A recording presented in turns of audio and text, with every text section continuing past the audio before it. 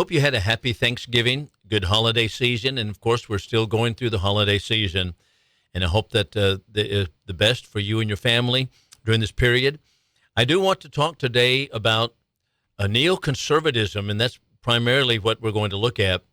You know, we hear about neocons or neoconservatism quite a bit, and I know the name is, or the term is thrown around frequently, and I just wanted to put some context to it and some ideas that really people need to understand about neoconservatism. And when you understand about a neocon, that would be Republicans in name only, what people call rhinos, when you understand the principles about it, then you can understand why we are in such trouble in our country, even at the hands frequently of Republicans. So that's what we'll talk about primarily in a few moments. But right now, I do want to bring you up to date on something else, and that is regarding KARI Lake in Arizona, and I have a note on that.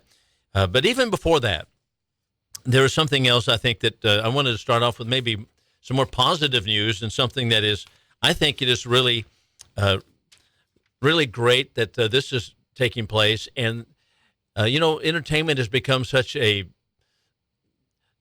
place where just hedonism is taught, and it's become so corrupt. And you see that kind of thing on television, you hear it on the radio, and it is very, very disheartening to many people who are Christians and who want really to please God and to have a clean, pure, wholesome, family-oriented television viewing, movies, and entertainment. And so frequently, even in the at the silver screen in the theater, you don't have much of a choice there. And frequently, of course, on television, with whether it be Netflix or Amazon movies or whatever it may be, the fare is very, very ugly. However, there's a bright spot here, and I want to make mention of it. Candace Cameron Bure, who has been on the Hallmark network, has actually joined what is called the Great American Family Network, and it's a brand new network, or fairly new, and we want to talk about it for just a moment. So she's become the chief creative officer at Great American Family Network, that's GAF Family Network. And she has commented that she wants to keep traditional marriage at the core of the movies that she will create at the network. And isn't that great? Because she wants to have traditional marriage. Now, the reason, of course, that this is being done and this is occurring is, of course, obviously, that Hallmark Network has become such an affront, such an assault on traditional family moral values that people such as myself are completely disgusted with it, because you've turned away from all of this other entertainment, which is so sordid and so ugly, and it's just like coming out of the sewer, some of it, and you turn away from all of that, and you want to have just wholesome family, something you can have your children and watch with you. And so Hallmark Network has been that in the past. However, that has changed because of leadership changes there. And now they're featuring homosexual couples, and homosexuals are almost a frequent occurrence on Hallmark Network. And that is, of course, something that is disgusting that takes place. And so a lot of people feel that way. And so Candace Cameron Bure, one of the reasons she's left Hallmark Network and now is at Great American Family Network, is because of what we've just mentioned. But as you know very well, Bure has been labeled by Hollywood as a bigot, and actresses have come forward to say that she's bigoted because she has to make the departure and gone to the Great American Family Network. So they've said that she's a bigot, that she hates people, and the common fare that you hear from those kind of people. As a matter of fact, just mentioning a couple other things regarding Hallmark. Hallmark has its first original film to focus on a same-sex couple is coming up in December. It's called The Holiday Sitter. Now they've kind of put their toe in the water just a little bit. Hallmark, they tried to put a homosexual couple. They did put homosexual couples in it.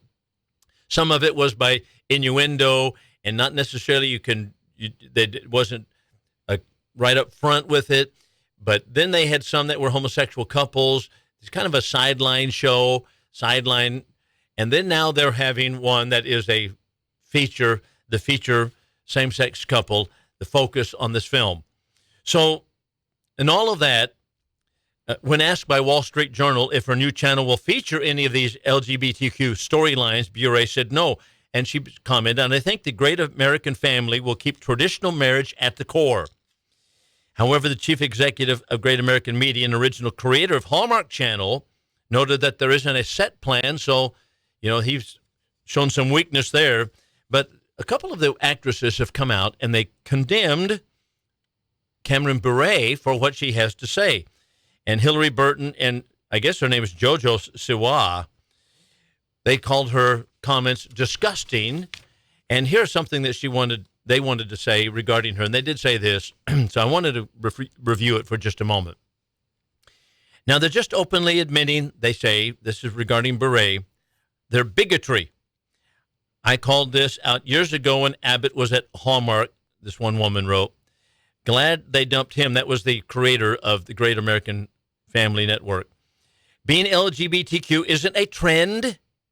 That guy and his network are disgusting. You too, Candy. That's how they refer to her. There's nothing untraditional about same-sex couples. Let's just stop here for a moment. In the first place, isn't it interesting that people who want traditional family values featured in Christian morals, featured in films, that they're simply trying to find just a little room somewhere that they might be able to enjoy entertainment as they used to enjoy it years ago without being assaulted by all of this LGBTQ nonsense. And they wanted simply to have just a small portion of the film industry where they can enjoy some certain films. But that's not good enough. They just absolutely attack it. That's one thing. And they're saying, well, it's not a trend. Well, it is a trend. And it's a trend that's taken us downward to Sodom. And Sodom, of course, as what took place with Sodom and Gomorrah, was not going to last. Now, here's something else. They made this comment. They said, that is, those criticizing Bure, there's nothing untraditional about same-sex couples. It's almost as if you want to stop and say, just exactly where have you been? Yes, it's not only untraditional, it's sinful, it's hedonism, and biblical values show us plainly in so many words that it's not only untraditional, but it's anti-God, it's ungodly. That's what it is. As a matter of fact, in America, sadly, as we've talked about on this program before, in America, during Barack Obama's period as president, he was the first leader, I should say maybe first leader in America, or in the world, really, to push forward same-sex marriage, the first one in the history of the world to push it forward and to have it endorsed by law. That is, same-sex couples, homosexuality has been practiced, of course, in all cultures throughout history, but it has always been recognized as sinful, unnatural, and not traditional. And so it's always been kind of in the backwaters of the societies. This is the first society in which we have pushed it to the front and made it a legal entity, marriage between same-sex couples. So not only is homosexual marriage untraditional, it's ungodly, it's unconstitutional, it's absolutely against the plan of God, and it's against biblical values, which have been, of course, the foundational premises of our country. So the idea that they would say, well, same-sex marriage is traditional, is absolutely stunning. They say just almost anything they will say, and it has no relevance to truth, no lining up with the truth anywhere whatsoever. Well, at any rate, the next comment they make was this one. Burton called Bure a bigot. I don't remember Jesus liking hypocrites like Candy. Be sure, make your money, honey. You ride that prejudice all the way to the bank, blah, blah, blah. All right. You know what? This is interesting. They're so ignorant about what a hypocrite is. A hypocrite is not one who lives a life tries to do right, tries to be a Christian faithfully, and makes a mistake. We'll have to have a whole lesson on this sometime, but a hypocrite is one who actually puts forward what he knows is wrong and does it while covering up. That is hiding. It's just playing a part that you know that you're doing wrong and you're putting forward out that you're doing something else. You know what? Hypocrisy, that's what hypocrisy is. It's not someone who tries to do well and makes mistakes or sins and commits faults against God. That's not hypocrisy. Hypocrisy is playing a part. It is one and the key word to it is deception, that they know that they're deceiving people by putting forward that they're being good, but really are being a Christian, but they're not. Well, I say that simply in defense of Candace Cameron Bure and the Great American Family Network. And so it's a good network, and they are promising, of course, to have good, solid, Christian, wholesome value entertainment. And that's really good news. That's what we like, isn't it, in this holiday season? All right, we'll be right back after this. Before we get into what is a neocon and neoconservatism and really trying to explain what is taking place politically, religiously in our country, and the values that we know, the constitutional principles, and why we have left them and how that has happened, even under Republican oversight. Before we get into all that, I do want to give an update regarding KARI Lake. Now, this update, by the time this airs, this will be probably about a week old. I'm airing before Thanksgiving, or at least I'm recording before Thanksgiving. This will go to air after Thanksgiving, so things may change, but I think this is pretty interesting. And, of course, I am supportive of KARI Lake 100%. What a great constitutionalist, and I just wish there were a lot more leaders like her. So I went the entire show last week, almost, or at least three-quarters of it, talking about how the election was fraudulent in Maricopa County, Arizona. Well, she came out, this was yesterday, and she made a comment. Now, this is, of course, November, what is today? This would be November 17th. So she issued the first major update since Hobbs was declared the victor in that race. So Arizona Republican, this is from the Epoch Times, candidate KARI Lake said that on November 17th, she's still fighting in the state governor's race in her first major update since Democrat Katie Hobbs declared the victory. And that's good because, as we pointed out last week, and as you know now, if there is a 0.5% difference in the election results between Katie Hobbs and KARI Lake in the governorship of Arizona, then there's an automatic recount of the election tabulation. Right now, the difference is 0.6%, and my prediction has been that the county board there in Maricopa County, Arizona, is going to keep it so that KARI Lake is out at least 0.6%. That is, they're not wanting to have a recount because I think they'll find out that KARI Lake actually won the election. That's exactly what I believe. So here's how KARI Lake said it. She came out yesterday with this news release. I wanted to reach out to you and let you know that I'm still in this fight with you. Lake said concerns raised by her campaign about Hobbs, the Arizona Secretary of State, overseeing the election and electronic voting equipment turned out to be legitimate. That's exactly what I said on the air.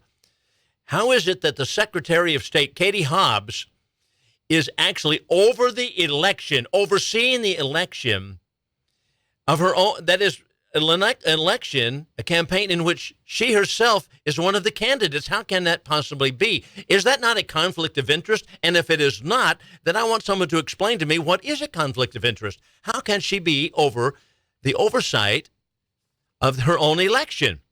But that's exactly what KARI Lake supporters were complaining about the entire time in Maricopa County, Phoenix area of Arizona. Lake said that she spoke with voters who had to wait in line for hours, including a man who went to 3 polling sites before he was able finally to cast a vote. We had on the air with us 2 weeks ago a man, Alex Bigham, Dr. Bigham from Phoenix, who said he talked to many people in line who had experienced exactly the same fraudulent ideas or same fraudulent practices where they had to go from one polling place to another polling place before they were able to even cast a vote. And then they were told to put their votes in box number 3, and they would be carried down to downtown Phoenix, where they would be able to count them there by hand. And who's over box 3 with us? Katie Hobbs. The whole thing is just reeks of fraud. So that's exactly what KARI Lake is pointing out. So she made this comment: our election officials failed us miserably. What happened to Arizonans on election day is unforgivable. Tens of thousands of Maricopa County voters were disenfranchised. That's exactly the article I wrote. I'm glad I'm on the same page as she is. That's exactly the article I wrote. It's on the News Talk 1290 website. So at any rate, she's still busy. That is KARI Lake, trying to uncover evidence and data regarding what had happened and to present it with lawyers. And we'll see how this goes. There's more to this article, but you can look at it. I think I've given you the high points of it, and that's in the Epic Times. All right, before we go to break, I do want to mention this, that the website that I have, American Liberty with Bill Lockwood, we're changing things up. I'm letting that go the way of all the earth. And instead, the radio show is rebranded as Patriotic Pulpit. And that will be, and you can find it on the website, or it's actually an app called Spotify. You can find it on Amazon Music. And at this time, you can still go to American Liberty with Bill Lockwood, and you can hit a donate button and can individually donate to the program. Of course, all of these things cost money, so I'm happy for you to do that. But Patriotic Pulpit is where you can find us on the app sites, and so it's a podcast on those particular sites. All right, so when we come back, we'll talk about what is exactly a neocon and how have the neocons actually betrayed America. Back in a moment. Welcome back. Now, I wanted, before we talk about Neo-Conservatism, I wanted to mention this, that during the break, my friend over here across the desk from me, and he goes by Stryker, and he is on the buzz here, and he helps me with the show. He comes in here, and he's the technician that is involved in this, and he was telling me that the technical term, or what radio people, I guess, say when a website is going away, is sunsetting. So we're sunsetting the website, and that's exactly what we're doing. So, yeah, so I needed to thank him for that, Stryker, for that's exactly the term. And or he said putting it out to pasture. Now I can understand that one. You put an animal out to pasture. That means, you know what, my horse is done. He's already shown. He's already, now he's old. Now he deserves to be put out to pasture, and there he'll spend the rest of his days. So that's what's happening to the website. We're putting it out to pasture, and it is sunsetting. So there you go. So nevertheless, that you can still go to it and donate at this time. And the radio show is Patriotic Pulpit, and that's where you'll find us. And by the way, I have articles that are on the News Talk 1290 website. So I write articles regarding a lot of this material, as well as articles that deal with other materials that I don't have time to put on the radio since it's a once-a-week podcast. All right. What is a neocon? Neoconservatism. What is a neoconservative? And so let me just start this way. Just you step back and think about this. What is really happening to the politics in America, to the country? And I'll start with this individual. And we've had programs on him before, Henry Kissinger. Henry Kissinger is the Republican. And back in the 1970s, 80s, he was all for, in the 1990s particularly, he was for NAFTA, North American Free Trade Agreement. And he insisted on that it be passed, and it was done, of course, finally with Bill Clinton. And immediately what happened? Well, immediately we lost one half of our manufacturing base in America, North American Free Trade Agreement. And so half of it went to Mexico right now. So even though there are jobs in America, and the jobs reports may be good or bad, depending upon what administration we have, the job market that we have in America is a lot less manufacturing than it used to be, and it's more service industry oriented. That it would be, working at Kentucky Fried Chicken or something. So, so NAFTA was the creator of that, or one of the causes of that, and it was passed during Bill Clinton's, who was in favor of it. And you might think, well, how is it the case that Kissinger, as well as, who was a Republican, and Bill Clinton, both of them are on the same page on that one, and so is George Bush, George H.W. Bush, everybody was on the page for it. Kissinger made this comment: NAFTA will represent the most creative step toward a new world order taken by any group since the end of the Cold War. Did you hear that? A new world order. Now, this was the way he was talking back in the 1990s. And truthfully, if you look back at the United Nations devotees, you can find that kind of language spoken back in the 1950s, 1960s, 1970s. And it's just now, you might hear it on Fox News every once in a while. Well, they're late to the game because the New World Order has been something that have been preached by the United Nations people for many, many decades. And he was part of it. New World Order, what does that mean? It means world government. That's what it means. New world government. And they use the word governance because they think, oh, okay, the American people are not quite smart enough to understand that when I say governance, that means really government. So I'll say governance. We want a global governance. And that's what Klaus Schwab is all about. Global governance. What does that mean? It means a global government, a world government. That's exactly what it's about. And so when NAFTA passed, as we mentioned, job moves to Mexico. And as also at the same time, there was a dramatic increase of peoples and drugs across the border because it became really almost at that point an open border in some respects. And it came that way until Donald Trump came to office. Now, then we had the Free Trade of the Americas, Free Trade Areas of Americas, FTAA. It was reducing trade barriers across all countries in the Americas, but that stalled in 2005. But the globalists, who are globalists, those who want world government, circumventing the United States Constitution, globalists wanted global government, so they came up with another plan, and that was the World Trade Organization. So under the aegis of the United Nations, it commenced in January of 1995. Listen to this statement. This is the World Trade Organization, one of the sponsors at that time in 1995, who was the Speaker of the House. Now, who was the Republican? Now, this is Republican Speaker of the House. And his name is Newt Gingrich.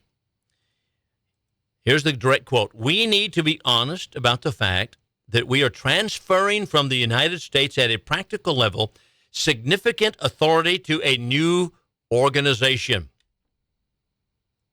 Does that sound constitutional to you? Does that sound clandestine? Does that sound like they're going to actually move us away from our constitutional liberties and put us in a global government, a regional government, whatever it may be at that time?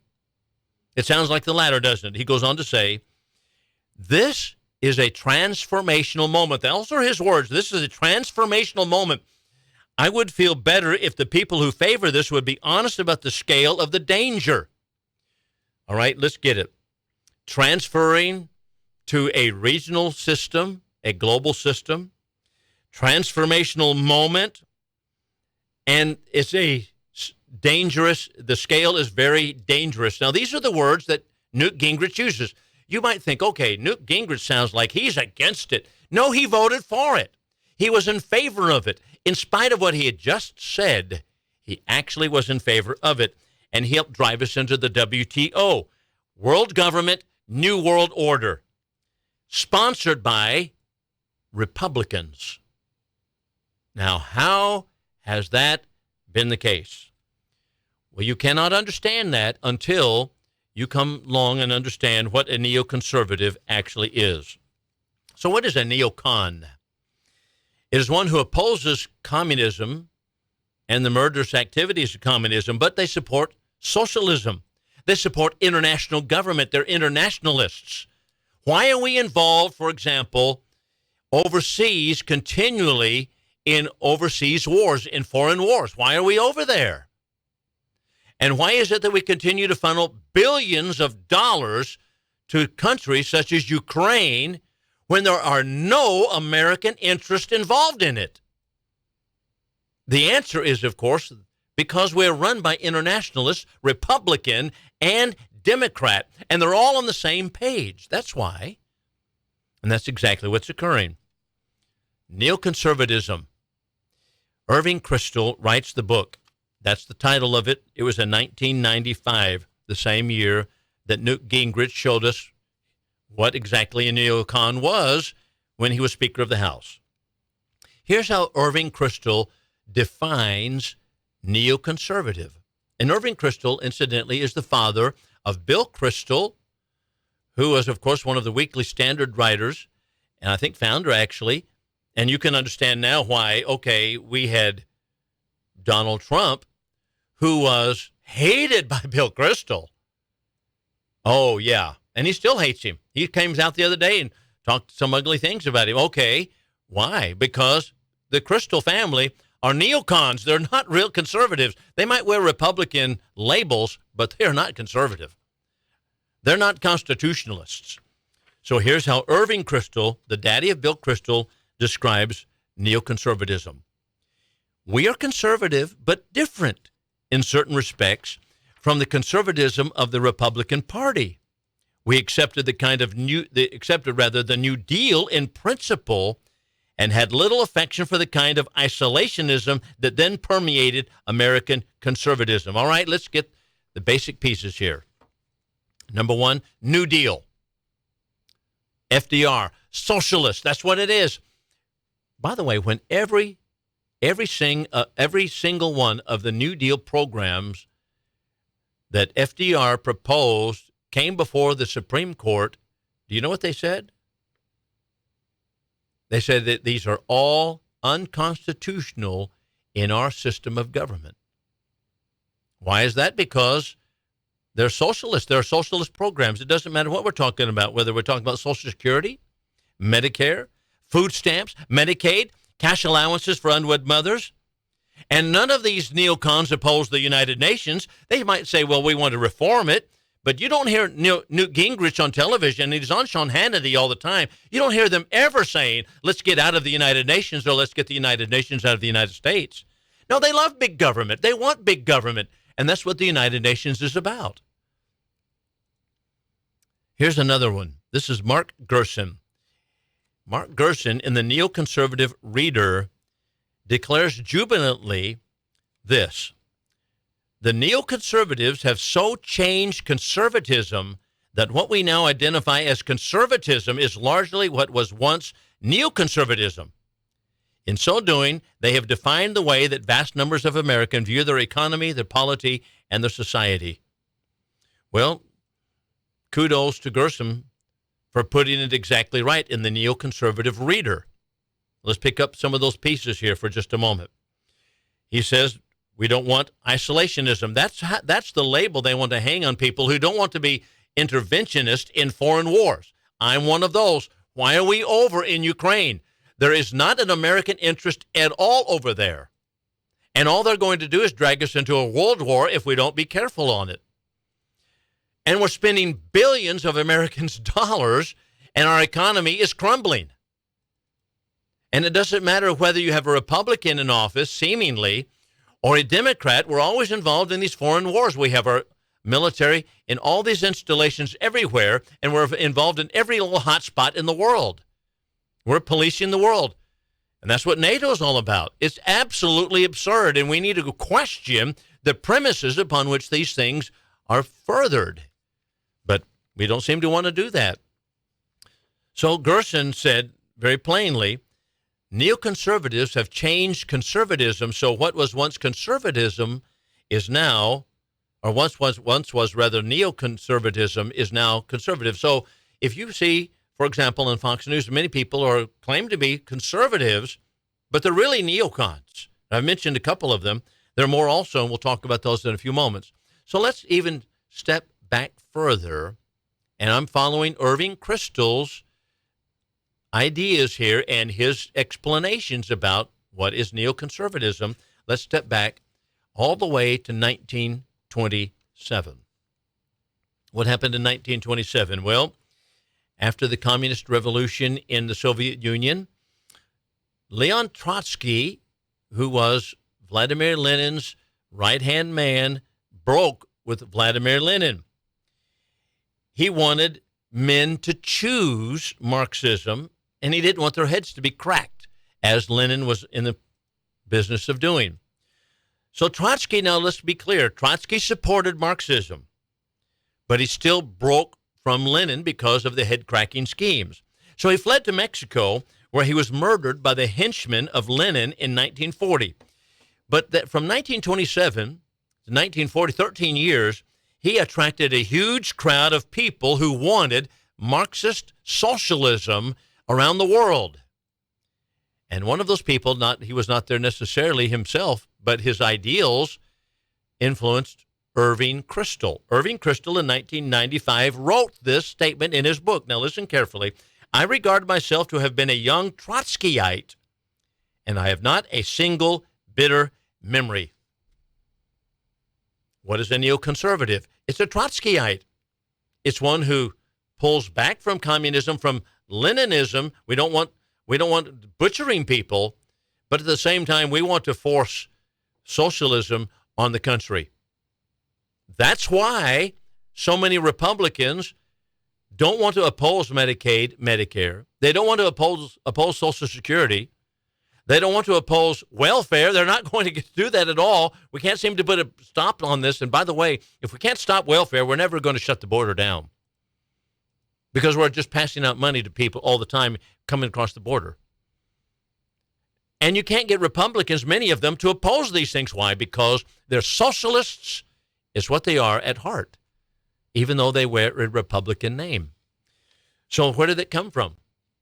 It came from Trotskyite, or following Leon Trotsky. And that's exactly what Irving Kristol said he was in 1995 now. That was his book, 1995. And his son, Bill Kristol, is a Trotskyite. That's what they are.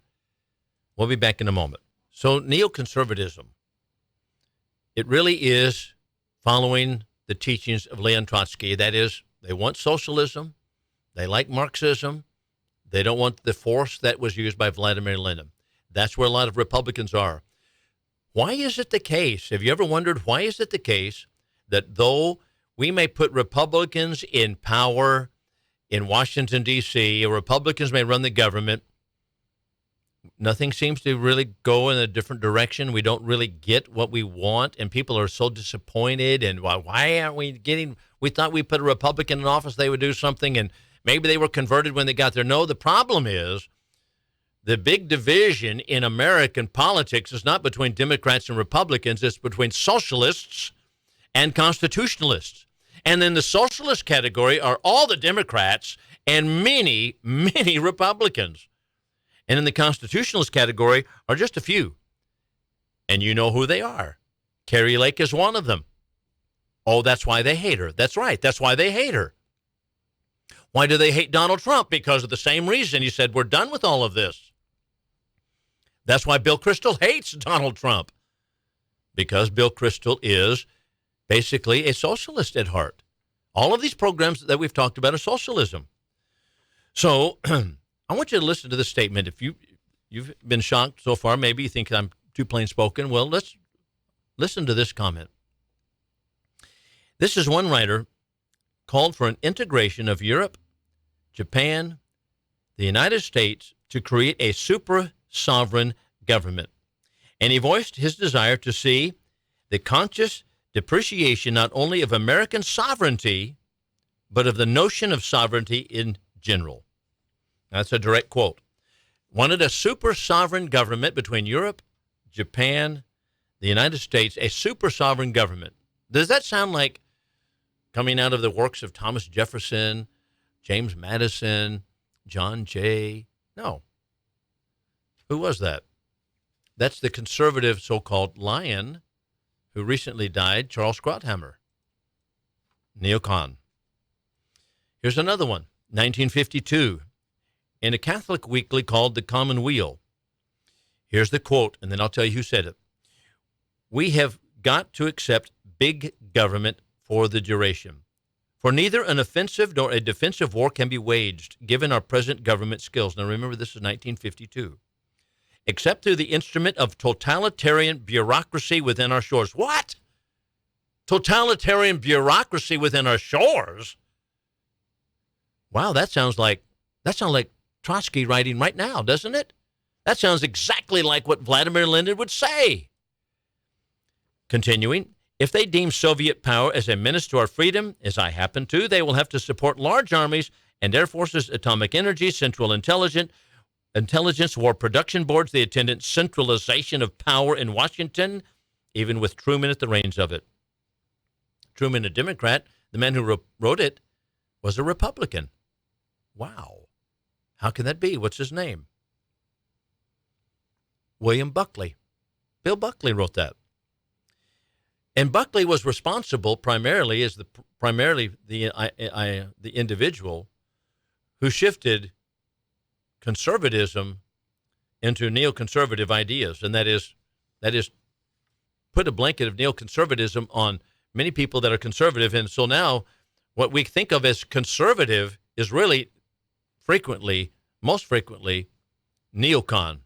So that's why one reason people ask me, are you conservative or liberal? I say, well, I'm a constitutionalist, because you can be a conservative according to the common label and actually be a socialist.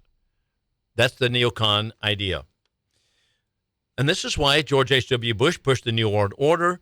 This is why we have not had rejection or opposition from Republicans of the United Nations, the World Bank, the International Monetary Fund, the Export-Import Bank, the Federal Reserve, and on and on and on it goes. Okay. Now, I wanted to get one thing in here before we conclude. That's what I wanted to say about neocon. I just have probably about 5 minutes left or so, maybe 6 or 7, I don't know. All right, 7. So I've got 7 minutes left here, and I wanted to talk about restorative justice for a moment. Someone gave me an article recently, and it just really puts a fine point on the things we've talked about in the past. We're in serious trouble in our public school systems. Many schools are rife with lawless behavior from students, particularly minority students, because of the new trendy psychotherapeutic model that is called restorative justice. Now, when you hear restorative justice, you should think of social justice. Social justice is not justice at all. It is really redistribution of monies and ideas and redistribution of privileges that people have in society. Restorative justice in reality is not justice at all, but is a progressive ideology that refuses to hold students accountable for their behavior, replacing it with what Paul Sperry, who wrote the article that someone gave me, calls a touchy-feely alternative, such as a talking circle. So you have problems going on in the public schools, you might have violence going on, but what we need to do is, because we have to bring these students into the talking circle. The entire concept of restorative justice is based upon the assumption, and one of the organizations that I called out is Texas Appleseed, which is Austin-based, but it has been influential in Dallas public schools and schools also, as you will see here, even in Wichita Falls. And it's all based upon the assumption that black students are being suspended at higher rates than whites, and all of that, of course, is due. Of course, that's true. Black students are suspended at higher rates than whites, and that's due to what? It has to be one thing. There's no examination of the culture. There's no examination of the one-parent family. There's no examination of the lack of morality in the minority culture. There's no examination of that. It's got to be due to, white racism. That's it. It's got to be it. So because it's white racism in the administrators of school, police departments have quit giving out tickets. Because if they give tickets out, minorities get more tickets. So then we got to quit that, because that's racist. And blacks and Hispanics were receiving higher percentages of tickets than white students. That's not to say that white students never broke the rules. They did, but the percentages were much higher in the minority class. So what's happened? Lawlessness increases. In New York City, public school students caught stealing, doing drugs, even attacking people. They avoid suspension under the new progressive guidelines because, as we're told, Paul Sperry's article, 2015, he says, every reasonable effort must be made to correct student behavior through restorative practices. And they have a 32-page discipline code that is given in the New York City schools. Chicago.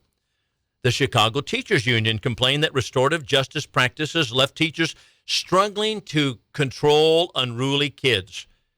At that time, when the article was written, the Chicago mayor was Rahm Emanuel, and it hasn't gotten any better with the current mayor in Chicago, announces the school is moving away from zero-tolerance policy and promoting restorative practices. Well, they're pumping into the streets all of this lawless behavior and what we see going on in Chicago.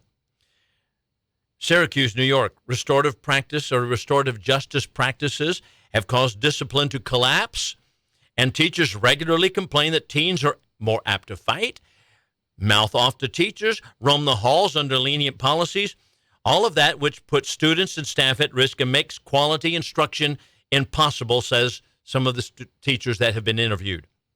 Los Angeles, California, on-campus offenses have spiked because of similar policies being implemented. Federal orders came down from the Obama administration to reduce suspension of African Americans, direct order, after which crimes by blacks were ignored and threats against teachers skyrocketed and nothing was done about it. So in place of traditional discipline, the Los Angeles USD, LAUSD, has restorative justice counselors. Orange County, California, for example, violent, disrespectful student behavior is increasing because restorative practices have been implemented. Santa Ana, California, the same thing. Restorative policies have had similar results. Middle school kids now regularly smoke pot in bathrooms, some of them in class. They attack the staff. They spit on teachers. They pelt them with eggs. They threaten to stab them.